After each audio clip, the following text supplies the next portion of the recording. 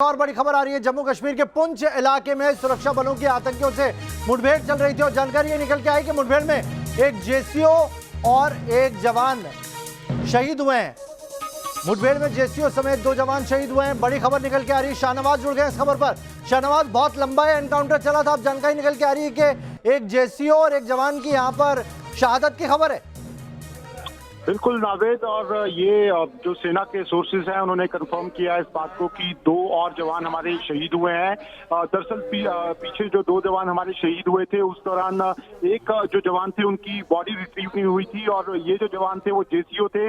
अब उनकी बॉडी जो है वो रिट्रीव कर ली गई है, और कुल मिलाकर ये जो इनकाउंटर चल रहा है पिछले 5 दिनों से, उसमें हमारे इस समय 9 जवान जो है वो शहीद हो गए हैं, जिसमें 2 जेसीओ हैं। और अभी भी ये नावेद ऑपरेशन चल रहा है। जैसे हमने आपको पहले बताया, ये काफी जो चुनौती भरा ऑपरेशन है, क्योंकि जिस इलाके में ये ऑपरेशन हो रहा है वो पूरा का पूरा जंगल का इलाका है, और पूरे इलाके में कई चट्टाने हैं, कई केव्स हैं। ऐसे में सेना के लिए इस ऑपरेशन को करना काफी मुश्किल हो रहा है। लेकिन जो हमारे को खबर मिल रही है कि ये दोनों ही हमले किए गए हैं, ये घात लगा के हमले किए गए थे, जिस दौरान सेना को ये नुकसान जो है वो उठाना पड़ा है। लेकिन फिलहाल जो जानकारी मिल रही है उसके मुताबिक जो जहां पर ये आतंकवादी छुपे हुए हैं और जिस जगह पे ये मौजूद है, उस जगह तक अब जो सेना के पैरा कमांडोज हैं वो पहुंच चुके हैं।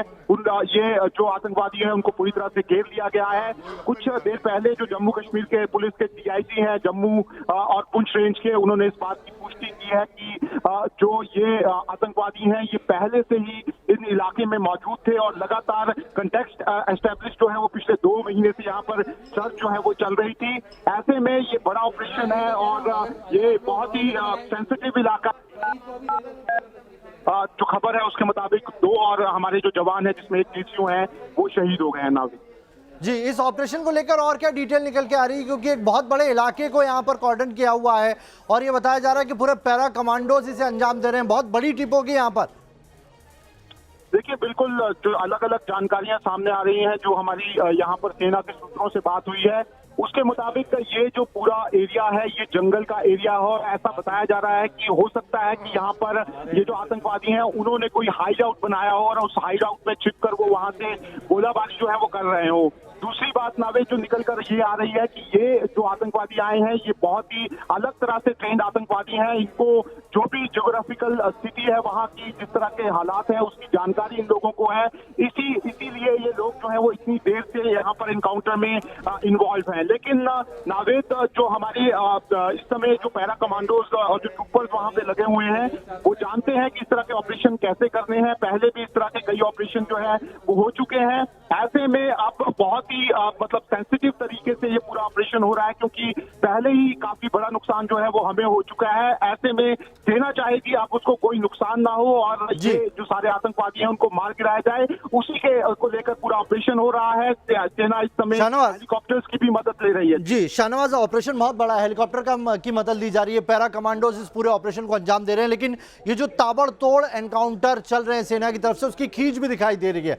अभी जो ताजा जानकारी है, जितने भी एनकाउंटर किए हैं उसमें ज्यादातर जो टारगेट किलिंग करने वाले टीआरएफ के आतंकियों को मारा गया है, उसकी खींच दिखी है। एक गोलगप्पे वाले को फिर से ईदगाह इलाके में टारगेट किया गया और उसे मार दिया गया।